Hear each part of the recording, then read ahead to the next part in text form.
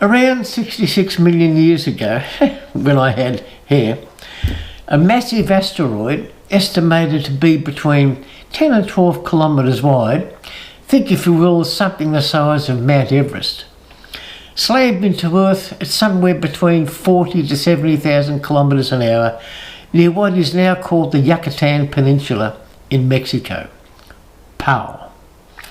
This impact created the Chicxulub crater. Chicxulub crater, hard to say after a couple of beers, which is about 180 kilometres in diameter. Huge.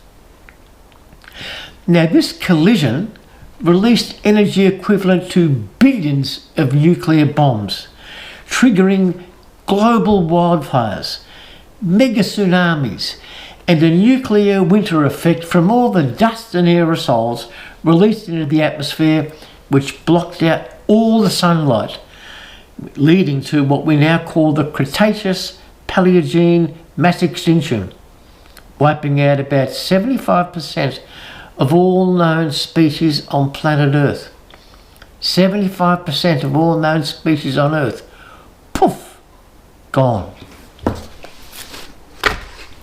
What's this got to do with anything? Well, this got me to thinking. In 2025, am I witnessing the extinction within the AFL? Or have I already witnessed the extinction within the AFL of the traditional 100 goal a year full forward? And in fact, the even rarer 1,000 goal a career full forward.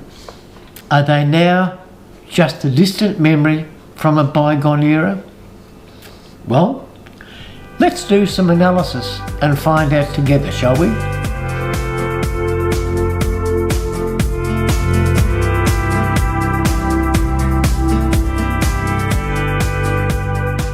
Now to the right of me, you will see a full list of...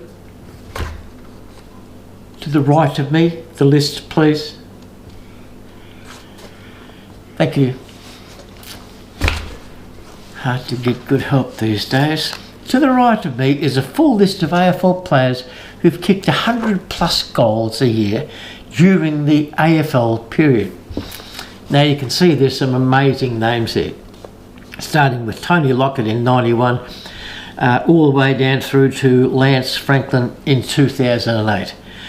And interestingly, when you look at this chart to my right, as you can see, Tony Lockett in 91, 92, 96 and 98, and Gary Ablett Sr. in 93, 94 and 95, these two guys dominated the first decade of the AFL.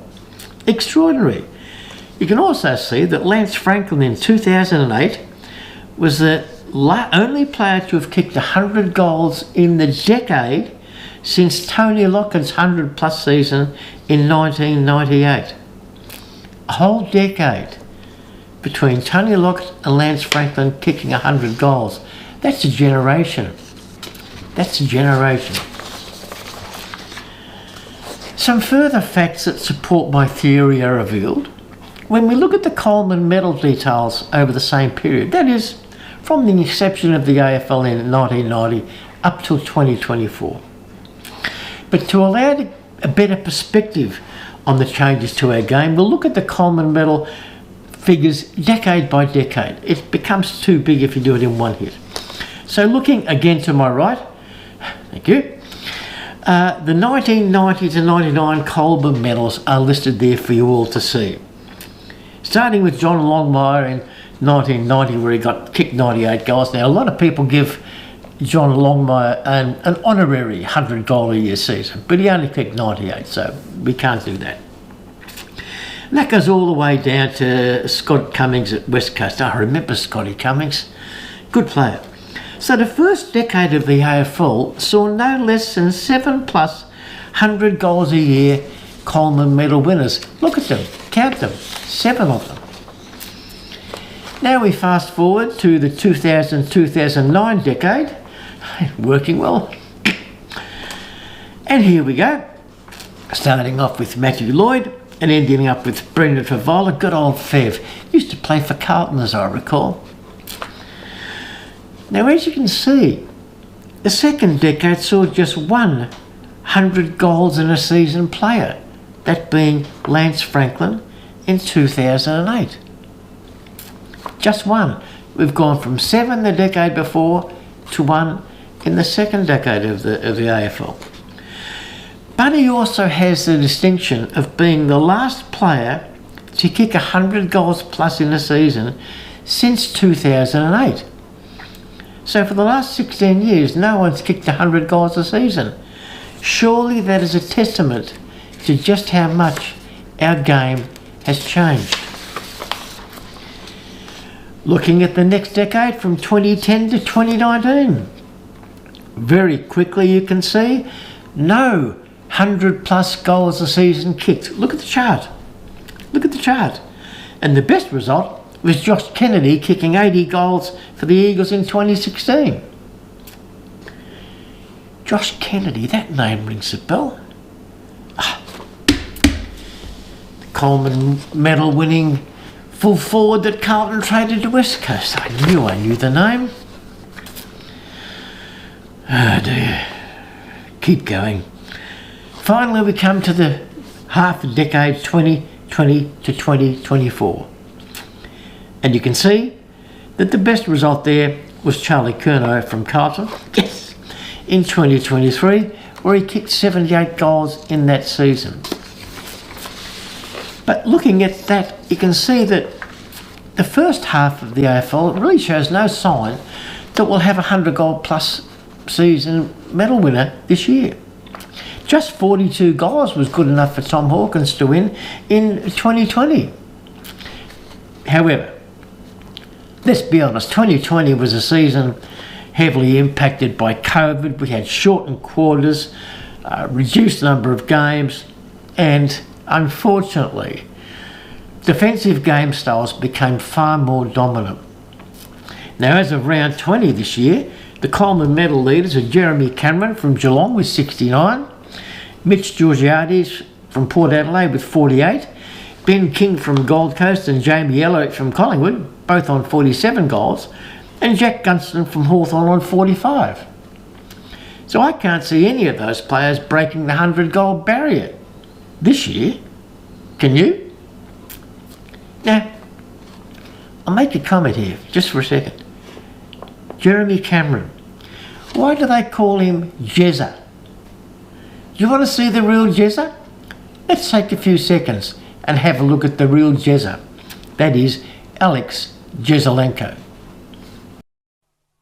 I didn't think he was going to play it, Mike. He was spot on.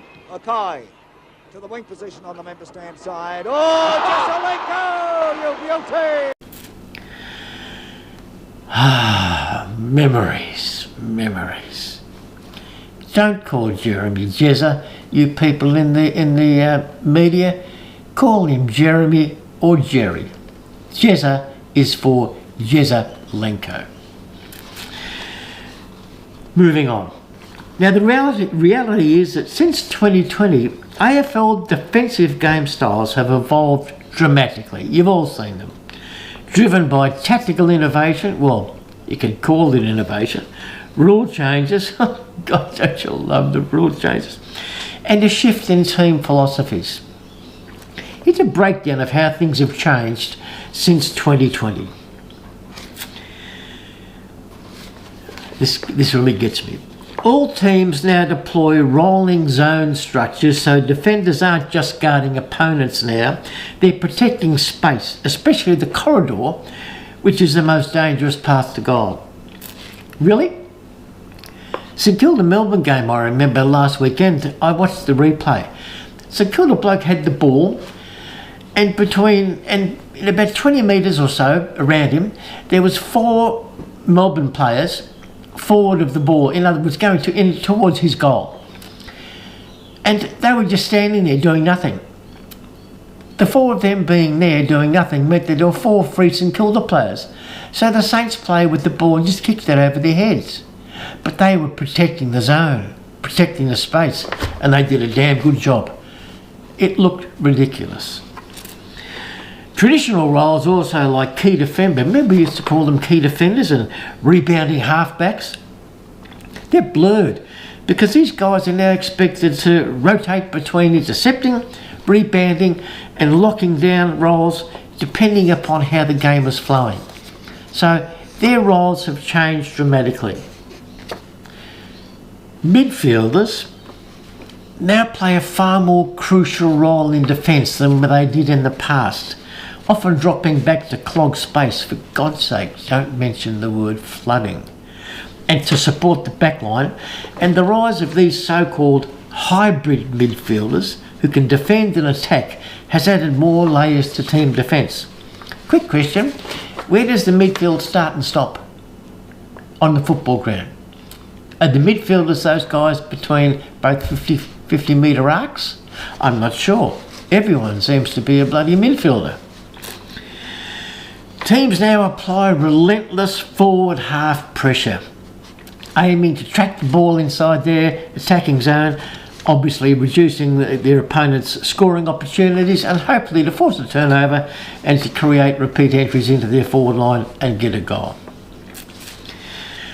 Clubs are now using AI analytics and wearable tech. You know those bulges you see on the top of their jumpers at the back?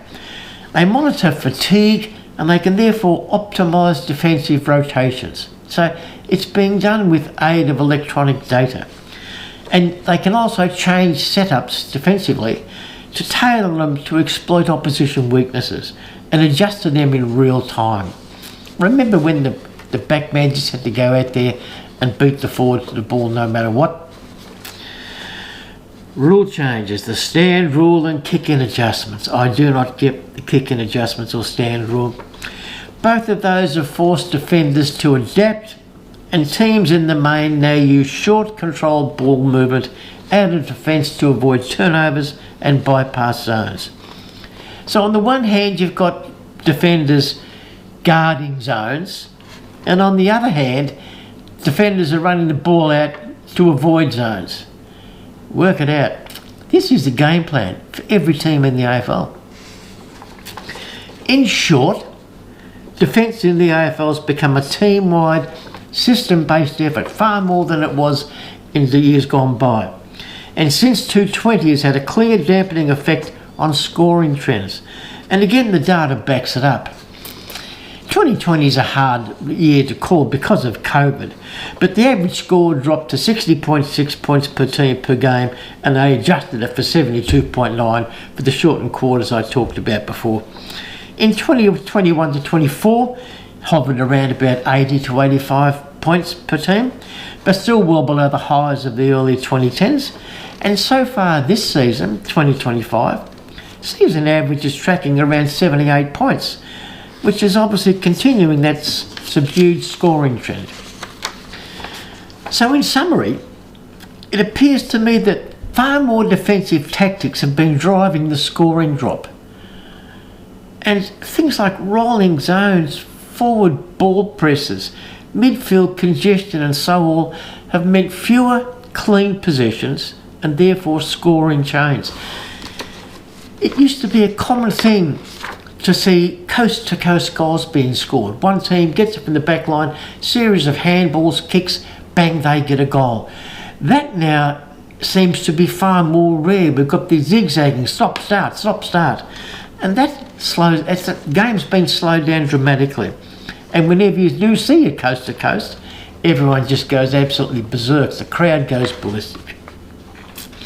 Rule changes that have reinforced defence, like the interchange cap, making everyone get a bit more tired, the mind-boggling stand rule and ruck nomination delays, now allow defences to set up more effectively. So those rule changes have physically slowed the game down. Added to that, the holding the ball and incorrect disposal interpretations. If I had hair, I would rip it out every week watching those interpretations. They now penalise the ball carriers, and this discourages risk-taking. Craig Bradley won goal of the year way back in the 80s when he took a dash from the half-back line, bouncing the ball all the way down their wing and slotted it through from the centre half forward line, or wherever it was, in the half forward line. That's sort of been stopped to a certain degree. So The more coaches prioritise defensive metrics, don't you love the use of the word metrics, like turnover differential and rebound suppression, the more clubs are rewarded for defensive consistency.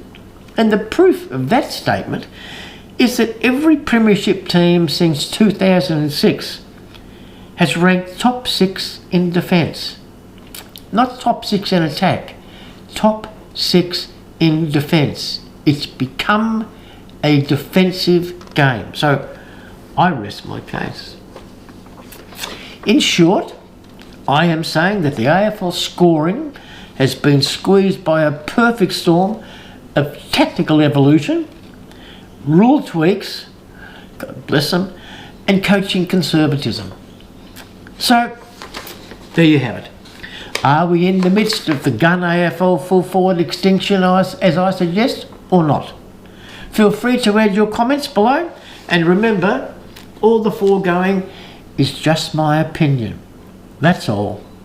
Until we meet again, have a great day.